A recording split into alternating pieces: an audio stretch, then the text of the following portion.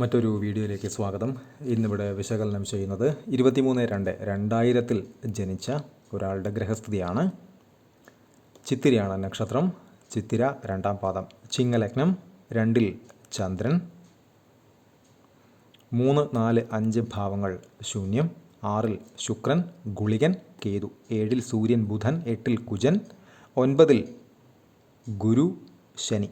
10, 11 ഭാവങ്ങൾ ശൂന്യം. 12-ൽ രാഹു. ഇതാണ് ഇദ്ദേഹത്തിൻ്റെ ഗ്രഹസ്ഥിതി. ഈ ഗ്രഹനില പരിശോധിക്കുന്ന സമയത്ത് അല്പം ടഫായിട്ടുള്ള ഗ്രഹങ്ങളുടെ പൊസിഷൻ ഉള്ള ഒരു ഗ്രഹനിലയാണത്. വ്യക്തി സംബന്ധമായിട്ടുള്ള കാര്യങ്ങൾ, മനസ്സ് സംബന്ധമായിട്ടുള്ള കാര്യങ്ങളിൽ ഏറ്റവും പരമപ്രധാനമായി വിവാഹ സംബന്ധമായിട്ടുള്ള കാര്യങ്ങളെല്ലാം തന്നെ വളരെയധികം ശ്രദ്ധിച്ചും സൂക്ഷിച്ചും ജാഗ്രതയോടെയും മാത്രം തീരുമാനങ്ങൾ കൈക്കൊള്ളേണ്ടതായിട്ടുള്ള ഒരു ഗ്രഹനിലയുടെ സ്വഭാവം ഈ ഗ്രഹനിലയ്ക്കുണ്ട്. 1. ലഗ്നാധിപൻ. ചിങ്ങലഗ്നം. ലഗ്നാധിപനായിട്ടുള്ള ഗ്രഹം സൂര്യൻ 7-ൽ വിവാഹസ്ഥാനത്ത് ബുധനോടൊത്ത് ശത്രുവായ സൂര്യൻ്റെ ക്ഷേത്രത്തിൽ നിൽക്കുന്നു. പൊതുവെ സൂര്യൻ ബുധൻ തെറ്റില്ലാത്ത ഒരു കോമ്പിനേഷൻ തന്നെയാണ്. പക്ഷേ ലഗ്നാധിപത്യം വഹിക്കുന്ന സൂര്യൻ ശത്രുവായിട്ടുള്ള ശനിയുടെ ക്ഷേത്രത്തിൽ നിൽക്കുന്നത് എന്തെങ്കിലുമൊക്കെ രീതിയിൽ ഈ വ്യക്തി ഉദ്ദേശിക്കുന്ന കാര്യങ്ങൾക്ക് മറ്റുള്ള ആളുകൾക്ക് ഇറിറ്റേഷൻ തോന്നത്തക്ക രീതിയിലാകാൻ ഇദ്ദേഹത്തിൻ്റെ ഒരു സംസാരം തന്നെ ചിലപ്പോൾ മറ്റുള്ള ആളുകൾ കേൾക്കുന്ന സമയത്ത് തെറ്റിദ്ധരിക്കാനോ ഇറിറ്റേഷൻ തോന്നാനോ അതുമായി ബന്ധപ്പെട്ടുള്ള അനുഭവങ്ങൾ തിരിച്ച് ഈ വ്യക്തിയിലേക്ക് തന്നെ വരാനോ ഉള്ള സാഹചര്യങ്ങൾ, സന്ദർഭങ്ങൾ ഉണ്ടാകാം. ഒരു തരം ഇൻഡയറക്റ്റ് ആയിട്ടുള്ള ഒരു അദൃശ്യ ശത്രുത, അതാണല്ലോ ഇറിറ്റേഷൻ. അപ്പോൾ അതിന് വേണ്ടുന്ന പ്രിക്കോഷൻ, മുൻകരുതൽ എടുത്തു വേണം ഇത്തരം വ്യക്തികൾ മുന്നോട്ട് പോകാനായിട്ട്. തെറ്റിദ്ധാരണ ഉണ്ടാകാൻ സാധ്യതയുള്ള സംസാരങ്ങൾ, ചിന്തകൾ, വാക്കുകൾ, പ്രവൃത്തികൾ നിർബന്ധമായും ഒഴിവാക്കുക. അതിൽ നിന്ന് മോചനം നേടാൻ ഒറ്റ വഴി അത് മാത്രം തന്നെയാണ്. പരിഹാരം പോലും ഇത്തരം ഗ്രഹനിലകളിൽ രണ്ടാമത് പ്രാധാന്യം മാത്രം വരുന്ന കാര്യമാണ്.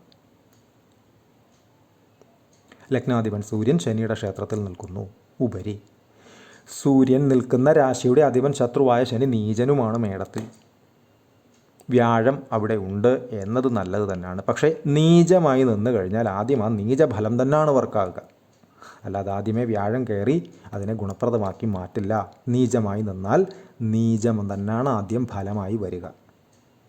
അത് വളരെ ശ്രദ്ധിക്കേണ്ടുന്നൊരു കാര്യവുമാണ്. അതുപോലെ തന്നെ ഈ വ്യക്തിയുടെ ലഗ്നാധിപൻ നിൽക്കുന്ന ഇടത്തേക്ക് ഗുളികൻ്റെ 2ാമത്തെ ദൃഷ്ടിയുണ്ട്. അതും നല്ലതല്ല. പ്രത്യേകിച്ച് അറിവിൻ്റെ കാരകഗ്രഹം, ബുദ്ധിയുടെ കാരകഗ്രഹമാണ് ബുധൻ. അവിടേക്ക് ഗുളികൻ്റെ ദൃഷ്ടി വരുന്നത് ഒട്ടുമേ നല്ലതല്ല. അറിവിനെ, ബുദ്ധിയെ, ചിന്തയെ ഏതെങ്കിലുമൊക്കെ രീതിയിൽ നെഗറ്റീവാക്കാം. ചിന്തിച്ചാണ് നമ്മൾ പറയാറുള്ളത്. പറയുന്ന പല കാര്യങ്ങളുമാണ് പ്രാവർത്തികമാക്കാൻ ശ്രമിക്കാറുള്ളത്. അപ്പോൾ ആ ചിന്തയെ തന്നെ ബാധിച്ചു കഴിഞ്ഞാൽ ചിന്തിക്കുന്ന കാര്യങ്ങളിൽ അബദ്ധം വരാനുള്ള സാധ്യത വളരെ കൂടുതലാണ്. അത് വളരെ ശ്രദ്ധിക്കേണ്ടുന്ന കാര്യവുമാണ്. അതുപോലെ ഇദ്ദേഹത്തിൻ്റെ 5-ാം ഭാവാധിപനായിട്ടുള്ള ഗ്രഹം വ്യാഴം നീചനായ ശനിയോടൊത്ത് 9-ൽ നിൽക്കുന്നു. പൊതുവെ 5-ാം ഭാവാധിപത്യം വഹിക്കുന്ന വ്യാഴം 9-ലൊക്കെ നിന്ന് കഴിഞ്ഞാൽ വളരെ നല്ലതാണ്. ലഗ്നത്തിലേക്ക് ദൃഷ്ടിയുമുണ്ട്. പക്ഷേ ഇവിടെ ശനി നീചനായി നിൽക്കുമ്പോൾ ശനിയുടെ പിടുത്തം കഴിഞ്ഞാണ് വ്യാഴം അവിടെ ആക്റ്റീവ് ആവുക. വ്യാഴം ശനി ശത്രുക്കളൊന്നുമല്ല എങ്കിൽ പോലും അത്ര വലിയ ടേംസ് ഉള്ള, പ്രത്യേകിച്ച് നീചമായി നിന്ന് കഴിഞ്ഞാൽ അത്ര വലിയ ടേംസിൽ പോകുന്ന ഗ്രഹങ്ങളല്ല. പൊതുവെ വ്യാഴം, ശുക്രൻ ഈ 2 ഗ്രഹങ്ങളും അത്യാവശ്യം നല്ല പൊസിഷനിൽ ഒറ്റയ്ക്ക് നിൽക്കാൻ താല്പര്യമുള്ള ഗ്രഹങ്ങളാണ്. എന്നാൽ അത് കൃത്യമായി അതിൻ്റെ വർക്കിംഗ് കണ്ടീഷൻ എന്ന് പറയുന്നത് വളരെ കൃത്യമായിരിക്കും. ഇവിടെ ലഗ്നത്തിലേക്ക് വ്യാഴത്തിൻ്റെ ദൃഷ്ടിയുണ്ട്, നല്ലതാണ്. പക്ഷേ അത് ഈ ശനിയുടെ ബ്ലോക്സ് മാറ്റിയ ശേഷമാണ് ആ വ്യാഴം അവിടെ ആക്റ്റീവ് ആവുക. അതുപോലെ തന്നെയാണ് ഇദ്ദേഹത്തിൻ്റെ വിവാഹ സംബന്ധമായിട്ടുള്ള കാര്യങ്ങളെന്ന് പറയുമ്പോൾ പ്രധാനമായും ലഗ്നാധിപൻ തന്നെ 7-ൽ വിവാഹസ്ഥാനത്ത് ബുധനോടൊത്തു നിൽക്കുന്നു. പൊതുവേ അത് വളരെ നല്ലതാണ്. ശത്രുവിൻ്റെ ക്ഷേത്രം എന്നൊരു കാര്യം ഒഴിവാക്കിയാൽ നല്ലതാണ്. പക്ഷേ അവിടെ ഗുളികൻ്റെ ദൃഷ്ടി വന്നതോടുകൂടി അടിമുടി മാറി. അതിൻ്റെ അധിപൻ നീചനുമായതോടുകൂടി അത് വീണ്ടും മാറി. അപ്പോൾ 2 തരത്തിൽ കുരുങ്ങിക്കിടക്കുന്ന നെഗറ്റീവ്സ് 7-ാം ഭാവവുമായി ബന്ധപ്പെട്ടുണ്ട്. 1, ഗുളികൻ്റെ ദൃഷ്ടിയിലാണ് 7-ാം ഭാവം നിൽക്കുന്നത്. 2, 7-ാം ഭാവാധിപൻ നിൽക്കുന്നത് നീചനുമാണ്. ഉപരി അത് ലഗ്നാധിപനുമാണ് സൂര്യൻ.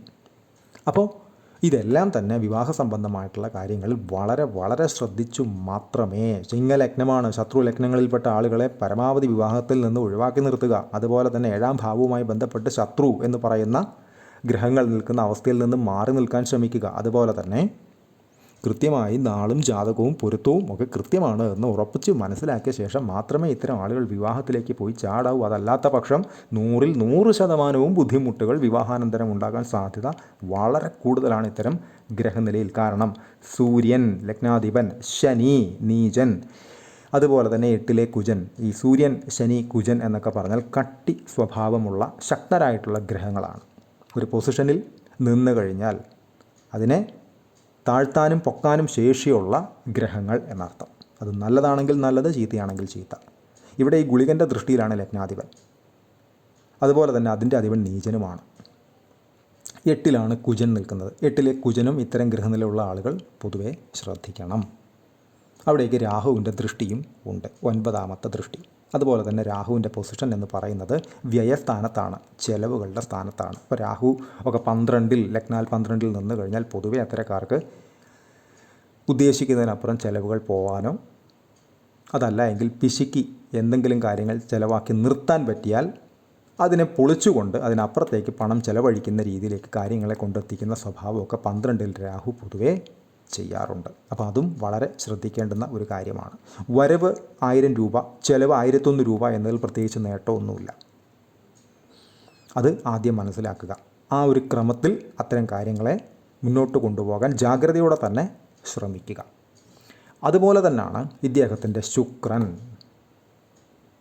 3ൻ്റെയും 10ൻ്റെയും ഭാവാധിപത്യം വഹിക്കുന്ന ശുക്രൻ ഗുളികനോടൊത്ത് കേതുവിനോടൊത്ത് രാഹുവിൻ്റെ സ്വാഭാവികമായിട്ടുള്ള 7ാം ദൃഷ്ടിയിൽ ഉപരി നീചനായി നിൽക്കുന്ന ശനിയുടെ 10ാം ദൃഷ്ടിയിൽ നിൽക്കുന്നു. നല്ലതല്ല, ഒട്ടും നല്ലതല്ല. വിവാഹകാരക ഗ്രഹം ആണ് ഏതൊരു ഗ്രഹനിലയിലും ശുക്രൻ.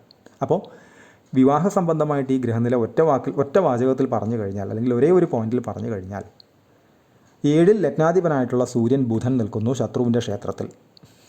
ശത്രു ഇവിടെ ശനിയാണ്, നീചനായി നിൽക്കുന്നു. 7ലേക്ക് ഗുളികൻ്റെ ദൃഷ്ടി വരുന്നു. അതിനേക്കാളും ഉപരിയായി വിവാഹകാരക ഗ്രഹം ശുക്രൻ ഗുളികനോടൊത്ത് കേതുവിനോടൊത്ത് രാഹുവിൻ്റെ ദൃഷ്ടിയിൽ നിൽക്കുന്നു, ഉപരി ശനിയുടെ ദൃഷ്ടിയിൽ നിൽക്കുന്നു. ഇത്തരക്കാർ 100ൽ 100% വിവാഹ സംബന്ധമായിട്ടുള്ള കാര്യങ്ങൾ വളരെയധികം ശ്രദ്ധിച്ചും സൂക്ഷിച്ചും മാത്രമേ നടത്താവൂ. അതല്ലാത്ത പക്ഷം ബുദ്ധിമുട്ടുകൾ ഉണ്ടാകാനുള്ള സാധ്യത വളരെ വളരെ കൂടുതലാണ്. ഇദ്ദേഹത്തിൻ്റെ ദശകൾ എടുത്തു കഴിഞ്ഞാൽ ചിത്തിരയാണ് നക്ഷത്രം. കുജ ദശയിൽ, ചൊവ്വ ദശയിൽ ജനിച്ചു. 2003 വരെ കുജൻ, അതിനുശേഷം രാഹു 2021 വരെ, ശേഷം ഗുരു 2037 വരെ, ശേഷം ശനി 2056 വരെ, ശേഷം ബുധൻ 2073 വരെ, ശേഷം കേതു 7 കൊല്ലം 2080 വരെ, ശേഷം ശുക്രൻ എന്നീ ക്രമത്തിലാണ് ഇദ്ദേഹത്തിൻ്റെ ദശകൾ കടന്നു പോകുന്നത്. അതിൽ തന്നെ വ്യാഴദശയിൽ ശനിയുടെ അപഹാരമാണ്. 1/12/2003 തൊട്ട് 1/12/2003 2023 2023 തൊട്ട് 2026 വരെയുള്ള സമയമെന്ന് പറയുന്നത് ഗുരുവിൽ ശനിയാണ്. 1/12/2023 തൊട്ട് 13/6/2026 വരെയുള്ള സമയം ഗുരുവിൽ ശനി. അപ്പോൾ നീചനായി നിൽക്കുന്ന ശനി, 9ൽ നിൽക്കുന്ന വ്യാഴം. 9ൽ നിൽക്കുന്ന വ്യാഴം പൊതുവെ വളരെ നല്ലത് തന്നെയാണ്. അത് നീചനായ ശനിയോടൊത്തല്ലായിരുന്നുവെങ്കിൽ അങ്ങേയറ്റം നല്ലതായേനെ. ഒരു പക്ഷേ ഈ പറയുന്ന മറ്റെല്ലാ പ്രശ്നങ്ങൾക്കും ഒരു വലിയ പരിഹാരവുമായേനെ. ഇവിടെയുള്ള ഏക ആനുകൂല്യം എന്ന് പറയുന്നത് ഇത്രയൊക്കെ ബുദ്ധിമുട്ടുകൾ ഉണ്ടെങ്കിൽ പോലും ലഗ്നത്തിലേക്ക് വ്യാഴത്തിൻ്റെ ദൃഷ്ടി വരുന്നുണ്ട്. എന്ന് വച്ചാൽ 9ൽ നിൽക്കുന്ന വ്യാഴം 5, 7, 9 ഭാവങ്ങളിലേക്ക് ദൃഷ്ടി ചെയ്യുന്നു. അപ്പോൾ ലഗ്നത്തിലേക്ക് വരുന്ന വ്യാഴം ഒരു വലിയ പ്രതീക്ഷ തന്നെയാണ്. എന്ന് വെച്ചാൽ ശ്രമിച്ചാൽ, പോസിറ്റീവായി ചിന്തിച്ചാൽ, എഫേർട്ട് ഇട്ടാൽ, അതുപോലെ തന്നെ സൂക്ഷിച്ചാൽ ദോഷത്തെ അല്ലെങ്കിൽ നെഗറ്റീവിനെ പോസിറ്റീവാക്കി മാറ്റാൻ പറ്റുമെന്ന് പറയുന്ന ഒരവസ്ഥ ഇതിലുണ്ട്. പക്ഷേ ഒരല്പം എഫേർട്ട് നല്ല രീതിയിൽ മുഷിഞ്ഞാൽ മാത്രമാണ് അത്തരമൊരു കാര്യം നമുക്ക് ചിന്തിച്ചെടുത്ത് പ്രാവർത്തികമാക്കാൻ കഴിയുക. കൺസൾട്ടേഷൻ ആവശ്യമുള്ള ആളുകൾക്ക് ഈ നമ്പറിൽ കോൺടാക്റ്റ് ചെയ്യാവുന്നതാണ്. കോൺടാക്ട് ഡീറ്റെയിൽസ് ഡിസ്ക്രിപ്ഷനിൽ കൊടുത്തിട്ടുണ്ട്. ഇത്തരം വീഡിയോസ് ഇനിയും തുടരും. നന്ദി.